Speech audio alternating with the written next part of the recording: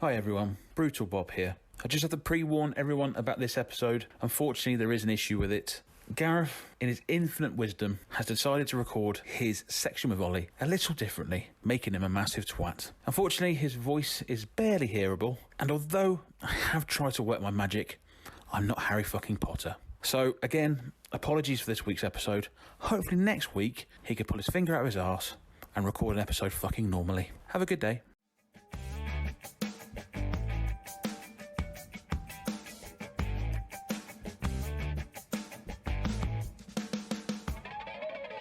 Oh, hello. Welcome to episode 36 of the Top 2 Inches Rugby Podcast, brought to you as ever by I Spy Surveys, the go-to specialist survey and inspection company based in Exeter, Devon. Ollie has reassured me that he will definitely be here for this podcast. He has had no hangover. He is feeling as fresh as a daisy and is raring to go and review the latest round of the Gallagher Premiership. Obviously, get into the final stages of the competition, a really interesting round, and in my opinion, quite a lot to talk about. We'll also check in on the latest news. Obviously, the South African squad has been named for the Lions Tour. Interesting squad, looks quite strong. We'll chat about that in more depth. We'll also check in on the Fantasy Rugby. My victory last week in the round, has that continued this week? Fingers crossed. I think that's about it. Let's just crack on with this episode. Hello, mate. Right. How you doing? You all recovered from your hangover? Hello, mate. Yes, I am. Thank you very much. A long bank holiday weekend hangover, was it? Yeah. No, very funny. I obviously heard your solo episode in the week, mate. Sorry I missed out last week. I am suffering from a bit of man flu, basically, but all is well now. Just a bit of a sexy, horsey voice now, but that's going as well. Is that what they call 4 double vodkas and some what they call Jaeger bombs? Is it a man flu? Mate, chill for Jaeger bombs, crikey! Can't remember last time I had one of them. Yeah, definitely, mate. Very, very slow for that. Very slow. I have to admit, mate, it was very strange not having you around. It is quite difficult chatting on your own. But did I do all right? That's the question. Do I even use you anymore? We do. I understand it. Anything like this is harder on your own, isn't it? But I found your episode very useful. Is probably the best way. In the week, I was struggling to sleep a bit with my bad illness, so I used it a couple of nights just to see me off to sleep, mate. It's very, very good. Oh, mate, I'm just so glad that I could be of assistance to you in your hour of need. That's, mate, you're more than welcome. No, I'm only joking, mate. Yeah, it was very good. It's very, very good indeed. Very, very professional. Thank you.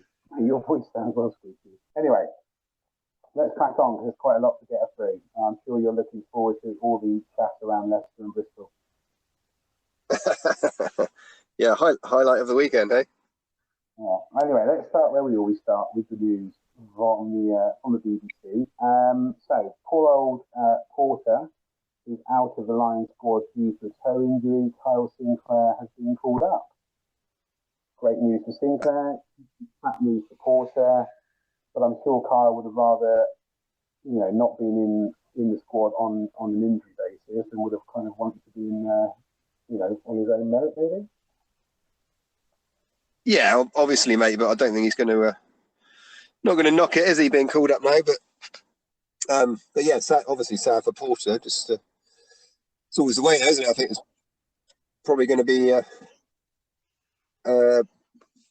sadly, a couple of more changes to the squad than normally is, isn't there, with the Lions squad, because they select it well before the end of the season, isn't it? So, yeah, unfortunately, there might be a few of the originally selected guys also losing out. But yeah, good news for anyone who gets called up, and Sinclair being the first, isn't it? So, yeah, to be honest, he was in our squad, wasn't he? I think a lot of people would have picked him in the initial squad. So, yeah, fair play to be there, isn't it? It's good that he gets his chance now, isn't it?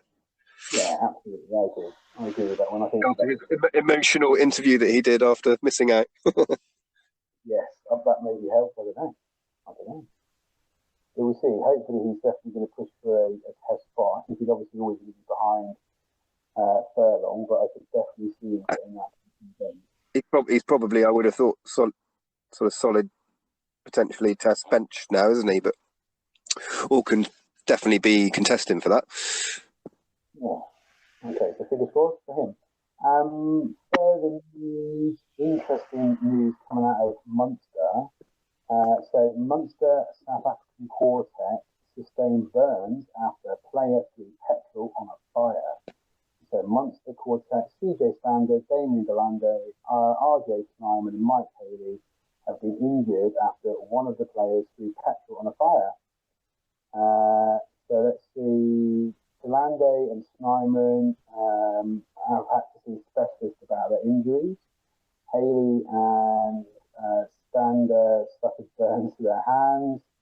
Obviously, it will lead on to this in a second. Snyman and Delande have been selected in the Lions squad, South African squad, for the Lions tour.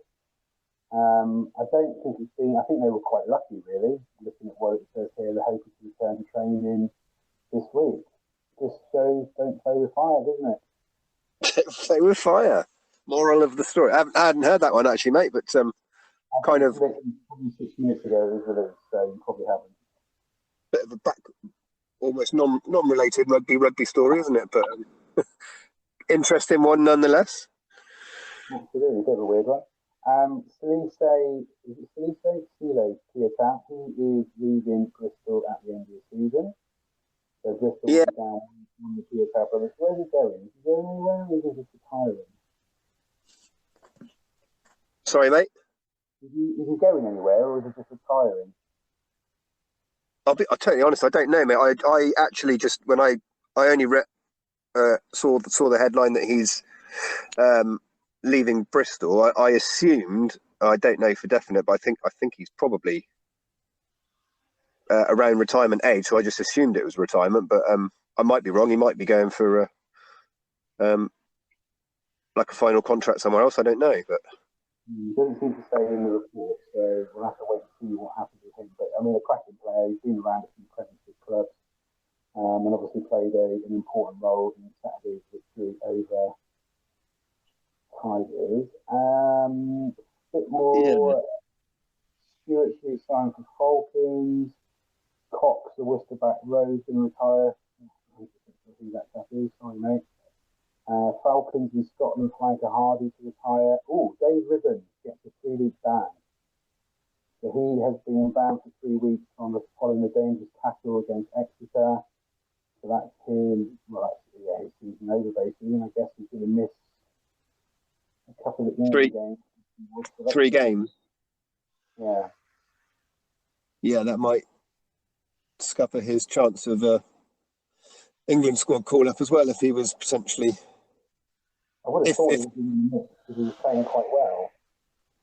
Yeah, you would have thought he'd be in the mix for a possible selection, isn't it? So that might have scuppered it because he's only got one more Prem game left, isn't it? So that in theory would be count as two international games then, wouldn't it? Which is, what are England only playing 2, aren't they?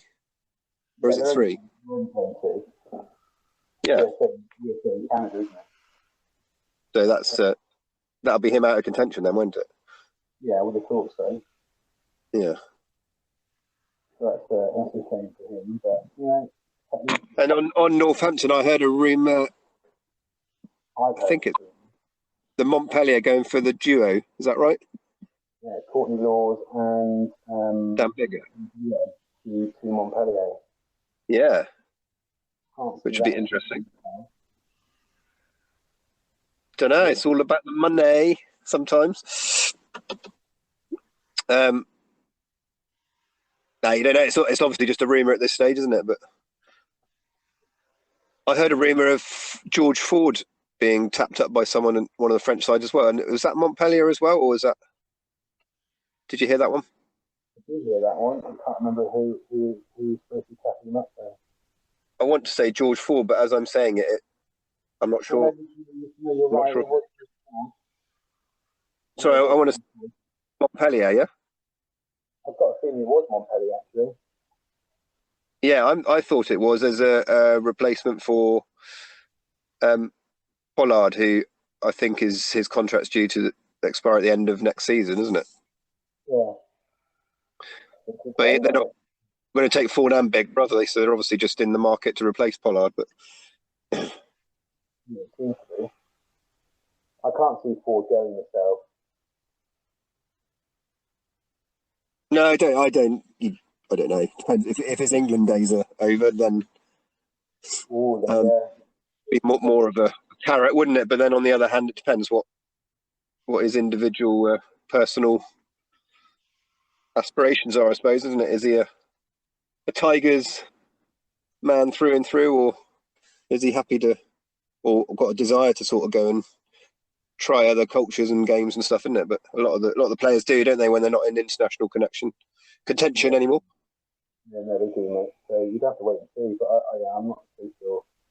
So just before we move on to the Gallagher Premiership, the last two to move, obviously, South Africa have named a preliminary squad for the British Lions team. I think it was made of about 45 players. Have you had a chance to look at it? What do you think of it? Yeah, I haven't studied it in detail, in all honesty, but I mean, it's a huge squad, isn't it? Was the first sort of take on it, but I think are they potentially naming a South Africa A side out of that as well? I think, aren't they? Because all in the same bubble, I think, isn't it? If I understand it correctly. So, but yeah, I mean, it's obviously a lot of the big names that you would fully expect. A lot of the World Cup final guys, isn't it? Winning guys. Quite a few players from the English Premiership as well, really. Yeah, that's probably Wise from Leicester. Yeah, Dupree brothers, isn't it? And I think there's 4 from Sale, wasn't it? Yeah, the Easter Hayes is the top as well from Sale. Yeah, and obviously Faf the general. But yeah, and then Stain brothers was probably a bit of a surprise, isn't it? Not brothers, but the 2 Stains. Yeah, Mornay and Francois. Yeah.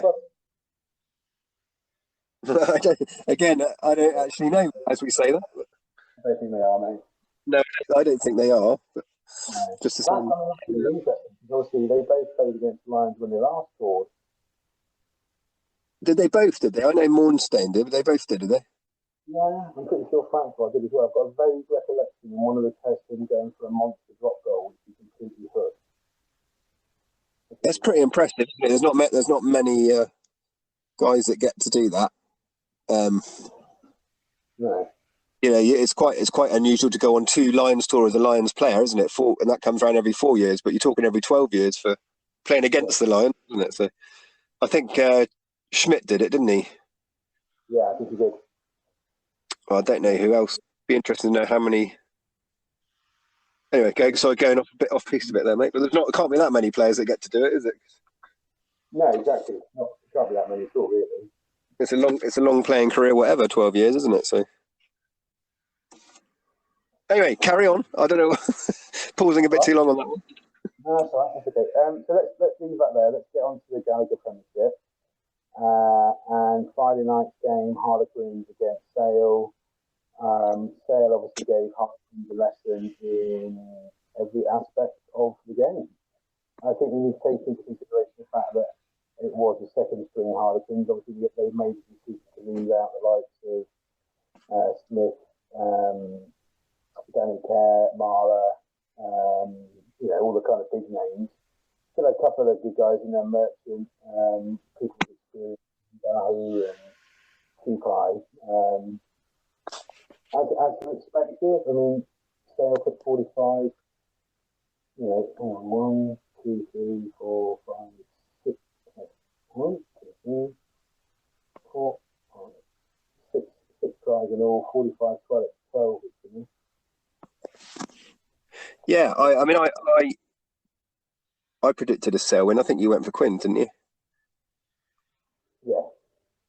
To be fair, I thought when Landahu scored his first try in the early stage of the game, I thought, hello, here we go. But then Sale just powered on. It's never going to. So now, Sale, just apart from that early try, just completely dominated, didn't they? Yeah. But you wouldn't expect anything different. I think looking at the team sheets, was it pretty much full strength Sale against nowhere close to full strength Quins, wasn't it? So. Do you think that's because... Say on that, mate. Other than I was very impressed by Sale, and I think they are genuine contenders now. Not saying they weren't before, but just the way they've sort of built momentum in the last few rounds. People are saying like Chiefs have got the edge because they've got obviously Rob Baxter, but a lot of the players in the club this part of the season knowing how to do it. They've been there and done it for the last few seasons, but then Sale as a club and group of players haven't been necessarily here. But Sanderson can certainly bring that experience, can't he? So, I'm more impressed than I ever have been with Sale over the last couple of rounds, and they've also got a lot of their big name, influential players coming back from periods out from injury or whatever, just at the right time, haven't they? I know obviously Manu Tuilagi started, didn't he? And John O'Ross came off the bench. The name but two, isn't it? So it's looking it's all good signs, I think, for Sale. So they're definitely contenders, I think, aren't they? Yeah, I would totally agree with that. I think they're running to the end of the season. Obviously, I know they've got to go to Exeter, which makes it all quite interesting last game of the season. But just to go back on Harlequins, I just wondered, do you think Harlequins fancy their chances more against Bristol away than maybe they would have, going up to taking the win and maybe getting Exeter away?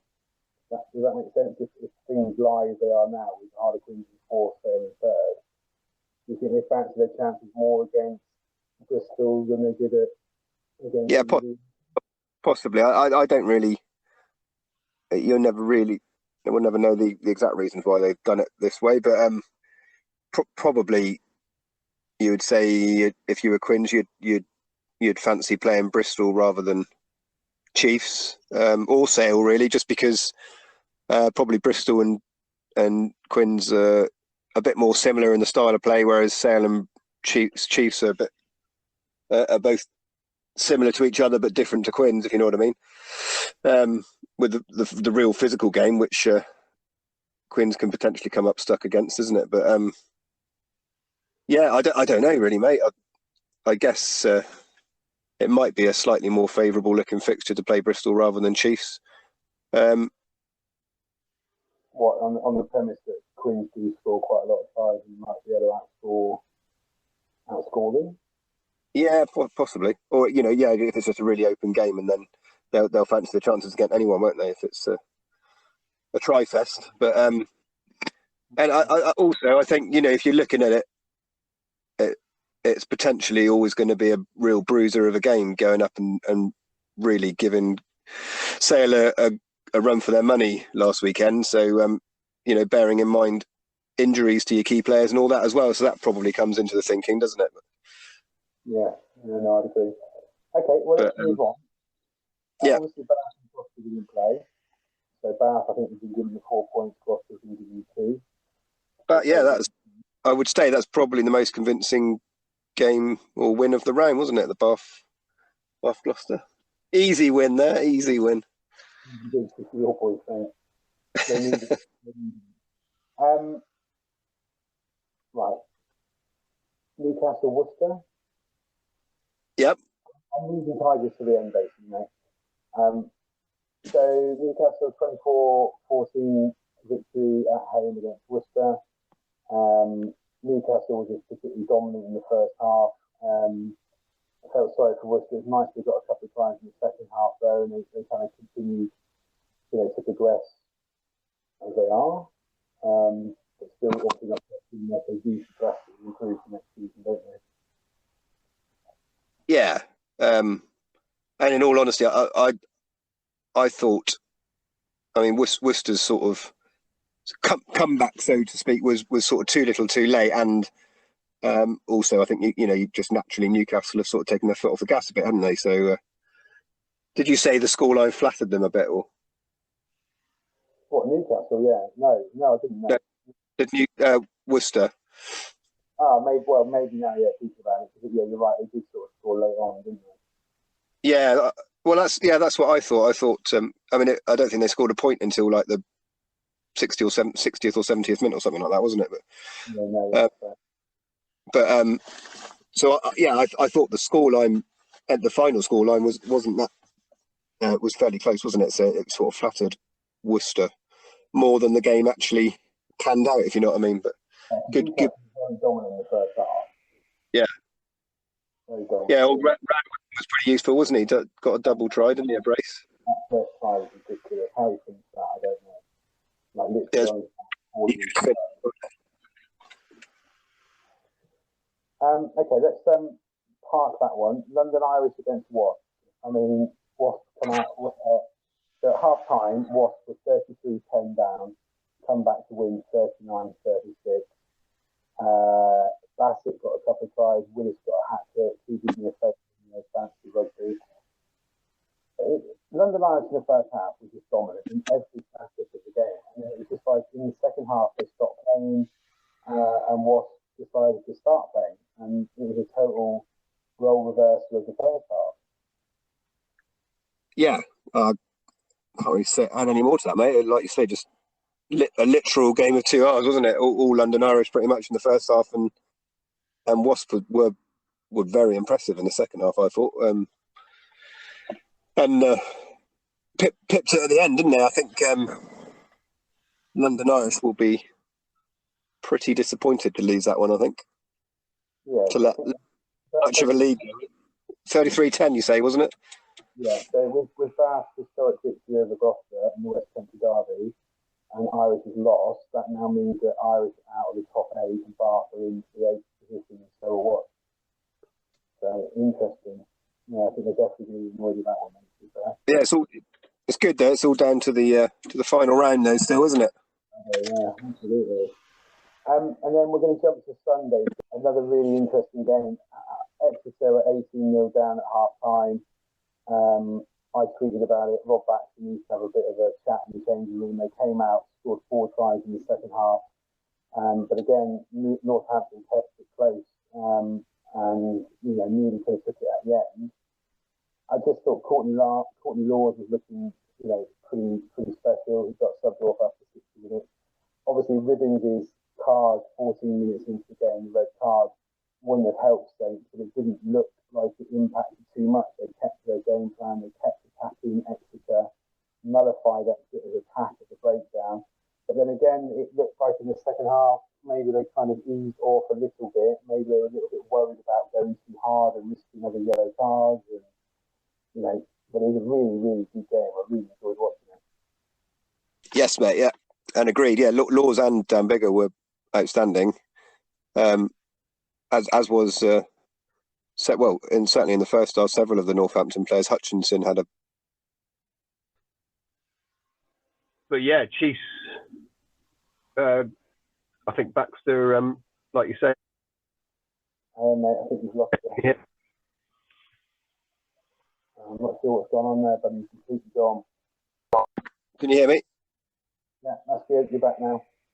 Half-time team talk. Baxter certainly did the job there, didn't he? Because Chiefs were, they were Exeter Chiefs in the second half, where they weren't in the first half, were they? So, that red card from Ribbons as well. It was a silly one, wasn't it? And although, like you say, they seemed to really contest, despite the red card in the first half.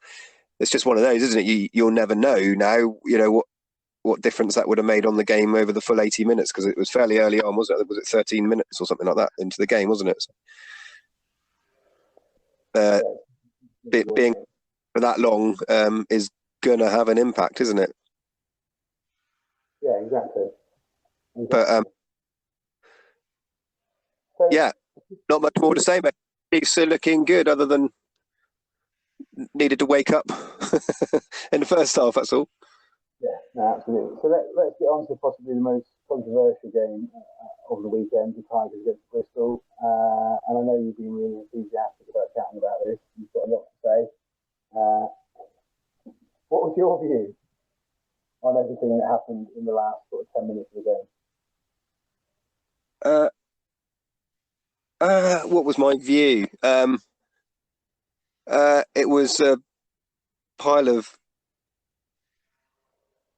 shite.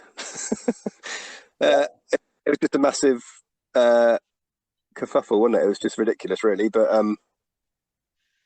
yeah, I don't know. I've got sort of mixed feelings over a lot of it, and I'm not one. Like we've said before, with individual incidents in games, whether it be red cards or whatever. I'm very much one to. I don't really like to go into things in too much detail. Once the game's done, the referee's decision's done, the game's that's it as far as I'm concerned, because it's done and dusted there within the 80 minutes or the 80 plus injury time or whatever it was. But yeah, whether you agree or disagree with it, it's kind of irrelevant, isn't it? Because it's done and dusted. But I suppose separate on this. Did you think that Pat Lam was trying to manipulate the situation a little bit? In all honesty, I don't know. Yes, he could have been. He's a but it's a professional game, isn't it? So they're all every single director of rugby, every single club is trying to do things all the time to try and just gain that competitive edge, isn't it? So I'm not saying I agree with what happened there or with other things that are done in that sort of air, but no, it was just a kerfuffle, mate. But at the end of the day, the referees dealt with it there and then, didn't they, as they saw fit, and the game came to an end. And Bristol won. Tigers lost. What did you think about Erling taking the ball out the back of the number 8 speed zone? Because that's been kind of noted by people as well. I mean, from my perspective at the time, I genuinely thought he had taken that ball from the back of the scrum out of the number 8 speed. And again, fair play to him for giving it a crack, but the linesman was right there, right in front of it, and did nothing. And then obviously you also the kind of rumble in the jungle afterwards, where John O'Farrell has given Wigglesworth a shoulder bump. Wigglesworth has then obviously reacted, and then it's all. Well, to be honest, I liked all that. It's nice to see. Nice to see a bit of niggle in the game, isn't it? But because you don't. What's that? I really did like it. It was nice to see a bit of passion and a bit of nasty. Yeah, and I agree from the player. I mean, Afoa, he obviously had a word. He didn't just give a little shot. He had a word, and you never know what he said. He had a word in Wigglesworth's ear, didn't he? Which is probably what rolled him more. But yeah, but that as I say, that it's not necessarily a good part of the game, but it is nice to see a bit of that niggle, especially when two teams have gone hammer and tong at each other, and it's gone down to literally into injury time to sort of decide it, isn't it? So it's nice to see that. What I would say on that though is actually I think in different ways, neither or Borthwick and Pat Lam could have handled themselves better personally as directors of rugby. Pat Lam, because he just wasn't clear enough in what he was saying, essentially, was it? Whether that was intentional or not, but he wasn't clear enough. And Borthwick, I just thought showed a side which probably hasn't come out since his actual playing career, and probably shouldn't come out as a director of rugby, where he's just literally stood there shouting at Pat Lam and the referee, saying, "He's lying, you're a liar." But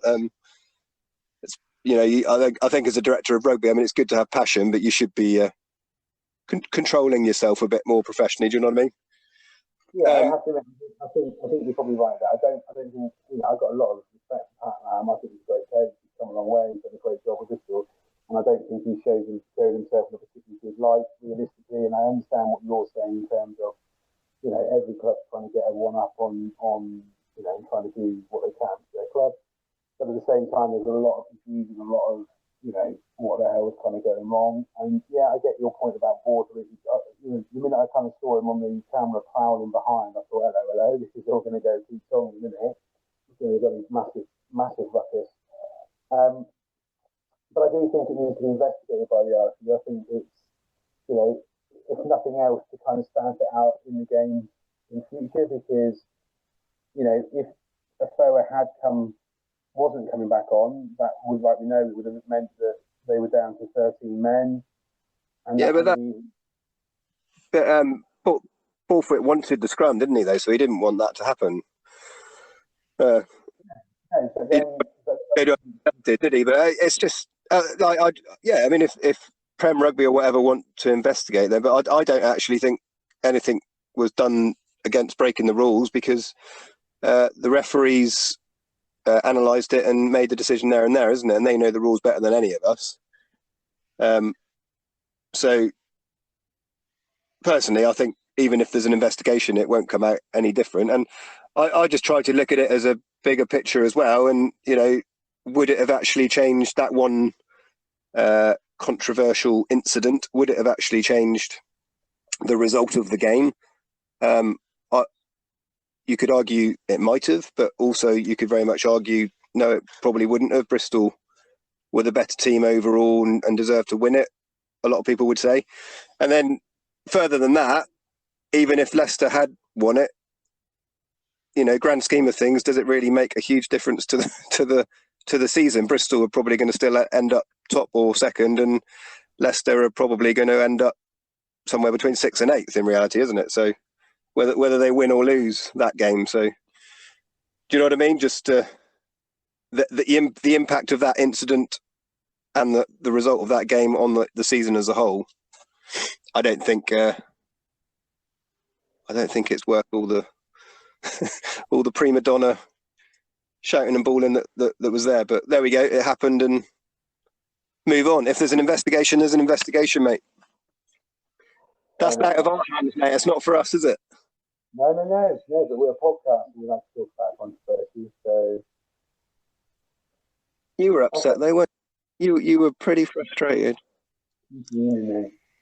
I totally understand that. I totally understand. If you're a Tigers fan, you're going to be peeved off. But I'd also say incidents that happen within the last moments of the game, certainly within the last fight, or if you're into injury time, get a lot more focus and attention than incidents maybe 10, 15, 20 minutes a game, don't they? Yeah, and I think also Borthwick probably knew that he'd done wrong because after the game and the interviews with BP and all things like that, he was very much, Shut up, didn't he? Yeah, he kept his mouth shut, which I think is fair enough. I think there's one more interesting point I want to raise, and I'll stop going on about it. When all the kerfuffle was happening, I think it was this season, Harry Williams had been subbed off, a fight broke out in the next game. He came in, pulled a few people around, and then got sent off with the red.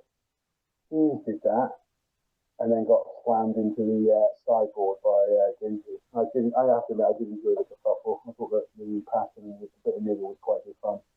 So yeah, interesting. We'll see what happens, if anything at all. Shall we move on to predictions? Say again, sorry? Did you get any of that, or should we move on to predictions? I heard you saying about Nathan Hughes, and were you saying should he get a ban like Harry Williams, or? Well, I know. I was just questioning it. What your thought was? I don't know really, mate. I can't 100% recall. I remember from what I remember of the Harry Williams incident. It was a bit more just him. Do you know what I mean? Whereas this wasn't just Nathan Hughes. From what I saw of it, anyway, it was almost all the players involved, wasn't it? So do you know what I mean? Pretty much. Yeah. So I don't know if I would pick out one individual out of it, but again, it's almost nice to see that. But yeah, no, I agree. I enjoy your rap. But yeah, no, I get where you're coming from on that, but I can't without like viewing both of the incidents together, sort of thing. Because as I say, I remember the Harry Williams against Sarries being just him getting involved in quite a big way, whereas although Nathan Hughes stood out because he's one of those guys that stands out, and it was Ellis Genge, so it's two big names in the game, isn't it? But there were other bibbed players involved, as in bench players and stuff, weren't there? So it wasn't just Nathan Hughes, and then the rest of the bench sat on the bench, sort of thing, was it? So okay, fair enough. Right, let's move on. Predictions for next week. I'm just very aware you're short on time now. Super Saturday, all games kick off at 3 o'clock, so I will be prepared. Kids will be under the stairs, ready to watch as many games as possible. Well, obviously, 5-point win for Bath. Right. Uh, I think Northampton, mate. well, I think Bath only need. I think in reality, Bath only need 1 point out of it to secure 8th, as far as I know, or secure a top 8 spot. But no, I'm gonna back Bath definitely. I think I think it could be quite. Obviously, the weather's lovely. It's perfect, as we've seen with many games over the last couple of weeks. It's perfect conditions for really good running rugby, and both of those sides can play some really good running rugby. So it could be a high scoring defence optional game, and I kind of hope it is, because it'd be nice to see several tries from both sides. But I'm going to back Bath to do it. And also, you don't know now at this stage. Saints are going to end 5th whether they win or lose this game.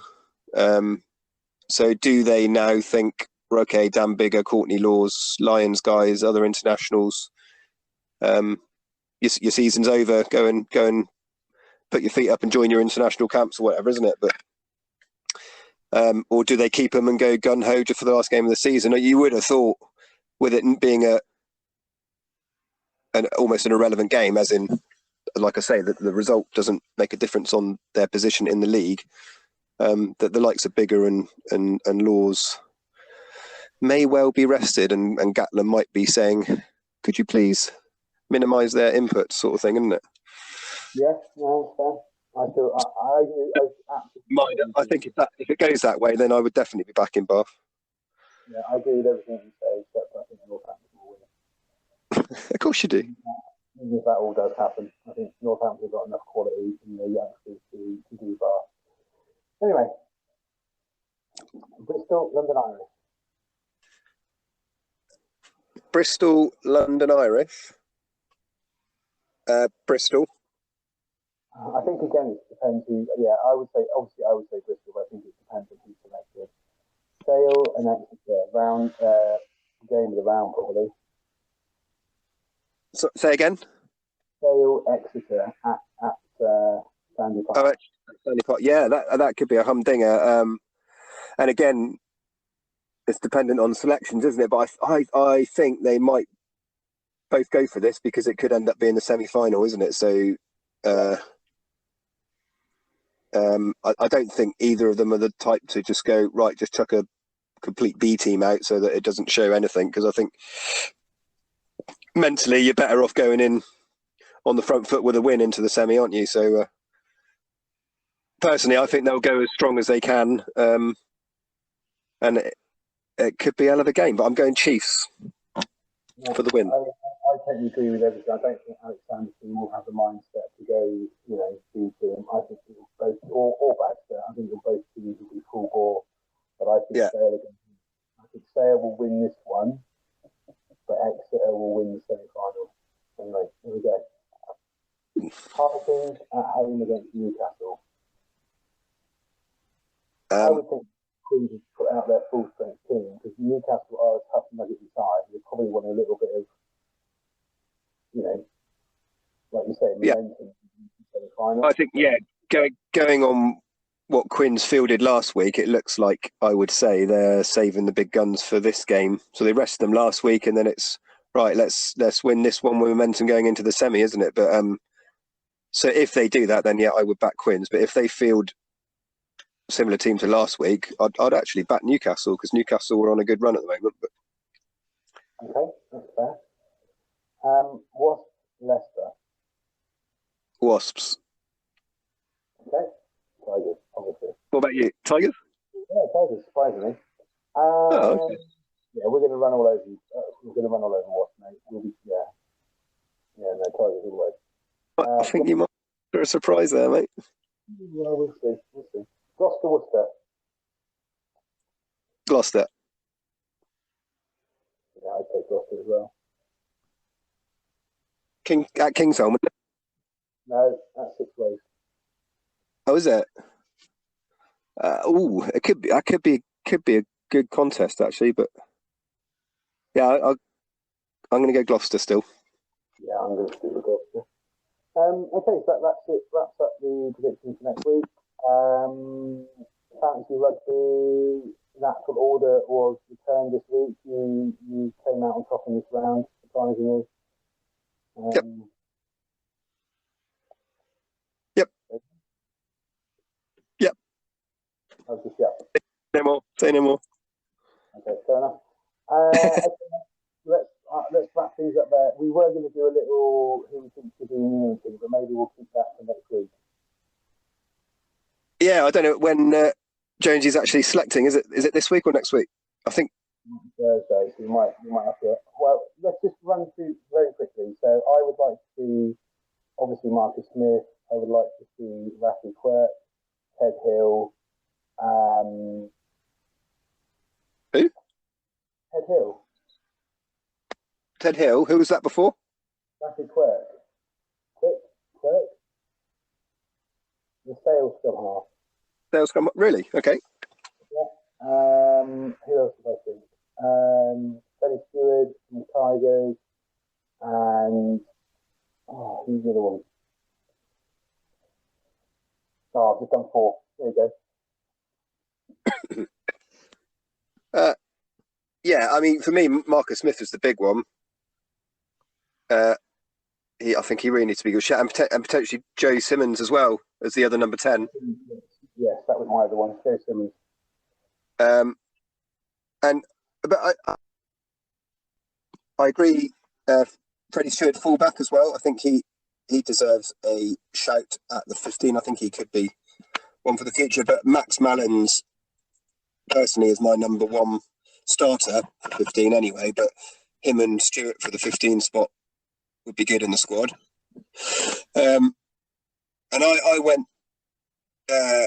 Tom Willis and Ben Curry, actually, those two. Oh, yeah. Tom Willis did well this weekend. Got a hat-trick. Sorry? Tom Willis got a hat-trick this weekend. Got me 69 points in the fantasy league. So that was nice. Yeah.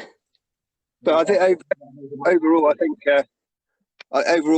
a lot of people are shouting, "Oh, chuck all the youngsters in that," but I don't. I think it should be more balanced than that. Personally, I think it should be just the genuine sort of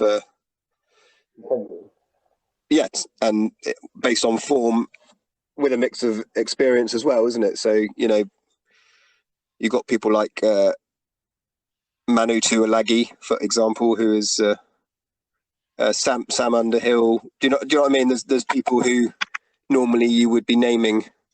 So I'd like to see a bit of a mix, but some debutants in there as well. But for trying out your youngsters, I think that the introduction of the England A team again is a great idea. So it'd be nice to see a lot of new guys given a run in that, isn't it? Because that's where they can really, like the old Saxons, that was where you saw your young talent coming through, wasn't it? Yeah, no, definitely. Yeah. Nice if they. I don't actually know whether that's just a one-off or whether they're looking to keep that going. But it'd be great if they can keep the England A going. Personally, especially with you don't get the Prem Cup or anything like that to run your youngsters out these days, is it? In the Premiership, so to have some internationally, it'd be good. Something to kind of get those guys that kind of experience against this opposition. So I mean, it's England A against Scotland Day, isn't it? I think. Say again. There's a game England A against Scotland Day, isn't there? I think. I can't hear you, mate. All right, mate. Should we just leave it there then, and we'll chat again next week? Yeah, cool. All right, buddy. Very good. Very good, mate. All right. See you soon. Thanks, buddy. Speak to you next week. You do. Bye, mate. Bye. So that was episode 36 of the Top 2 Inches Rugby podcast. You can go over to Twitter and Instagram, give us a follow. We often post different kind of things on both those social networking platforms. Ollie is obviously, as ever, in charge of Insta, and I am rocking it over on Twitter. Podcast is available on all kind of major platforms such as Spotify, Anchor, YouTube, Apple Podcast. What else is there? Thanks again to iSpy Surveys for continuing to sponsor the podcast. Really appreciate all the support that you give us week in, week out. And obviously, thank you to my partner in crime, my heterosexual life mate Oliver for coming over as ever and giving his views. We will be back next week with the final round of the Gallagher Premiership. Who will make the playoffs? Well, we know who's made the playoffs, but what positions are they going to finish in? Let's find out next week. See you all soon.